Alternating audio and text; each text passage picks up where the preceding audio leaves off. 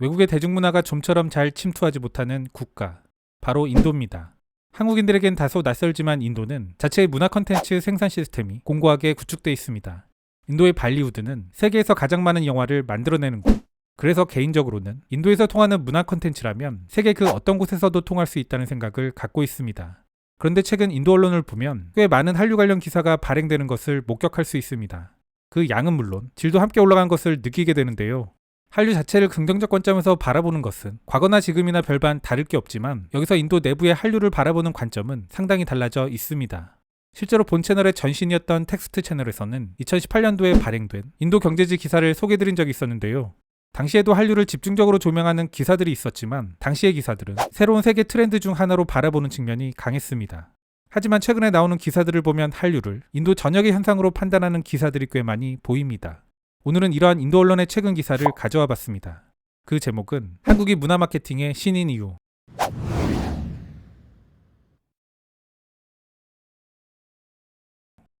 싸이의 강남스타일은 10억 뷰를 돌파한 최초의 유튜브 영상이다. 그리고 방탄소년단의 다이너마이트는 지난해 K-팝 최초로 빌보드 핫100 1위를 차지했다. 또한 봉준호 감독의 기생충은 4개의 메이저 오스카상을 수상했다. 지난해 인도에서 한국 드라마는 넷플릭스에서 무려 370%나 성장하는 놀라운 성과를 거뒀다. 또한 세계적인 언어학습 앱 듀오링고는 한국어가 현재 세계에서 두 번째로 빠르게 성장하는 언어임을 확인시켜주고 있다. 한국국제교류재단에 따르면 한국을 제외한 전 세계 109개국에서 한류 팬클럽에 가입한 회원수가 지난해 100만 명을 넘었다. 한류는 잠깐의 붐이라고 이야기하던 냉소주의자들. 한국이 가고 있는 길은 그들의 예상을 보기 좋게 빗나가는 곳을 향하고 있다. 이런 소동은 잠깐이 아니라 대륙을 횡단해 오래 지속되는 글로벌 현상이다. 한국은 서구의 것과 자신들의 것을 꼼꼼하고 적절하게 혼합해 강력한 문화상품을 만들었다. 결국 이런 한류라는 브랜드는 경제적으로 강력하며 동시에 모든 브랜드에 영향을 미치는 국가의 최고 브랜드로 자리 잡았다. 그리고 그것은 멕시코 드라마나 일본 애니메이션과 같은 일회성 카테고리가 결코 아니다. 그들의 문화 콘텐츠는 영화, 드라마, 음악 및 게임과 같은 모든 대중예술의 분야에 걸쳐 있다. 진정으로 타의 추종을 불허하는 위협이라 평가할 수 있다. 그렇다면 그들은 이러한 성과를 어떻게 달성할 수 있었는지 이를 해독해보자. 여기서 갑자기 멕시코 드라마가 등장한 것, 이를 이해하게 생각하실 분들도 계실 텐데요.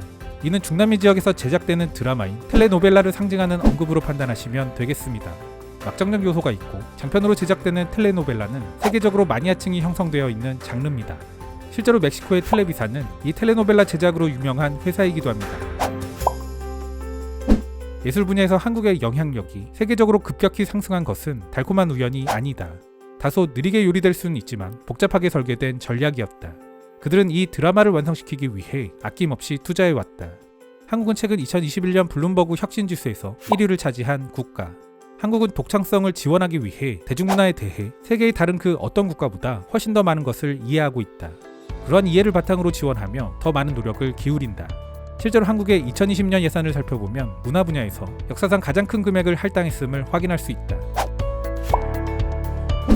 한국 정부의 자료에 따르면 외국인 관광객들이 서울을 방문한 가장 큰 동기는 한류다. 이러한 동기 요인에 맞춰 한국은 또다시 열심히 미래를 준비하고 있다.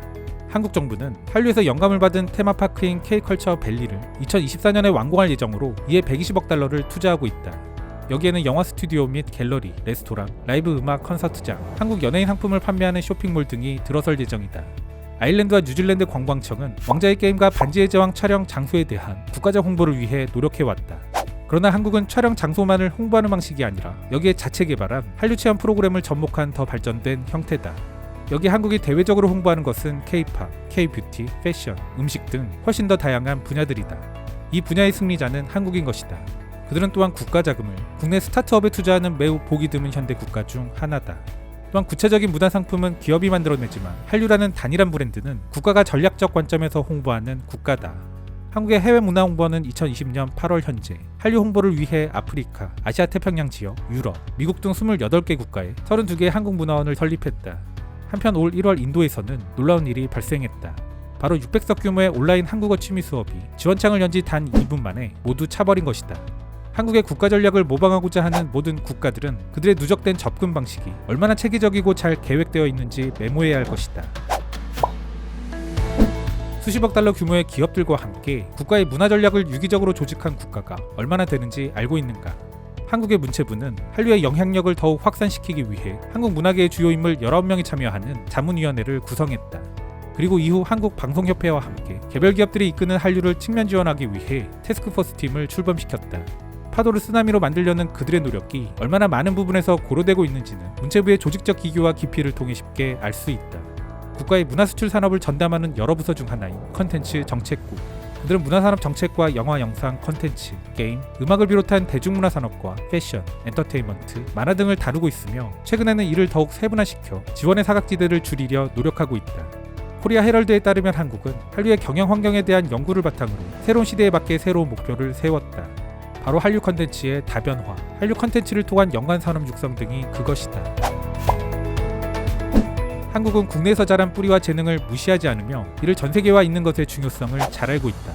예를 들면 소주, 라면, 삼성은 의심할 여지 없이 인기 있는 드라마, 노래 및 게임 등을 통해 세계에 멋지게 뿌려졌다.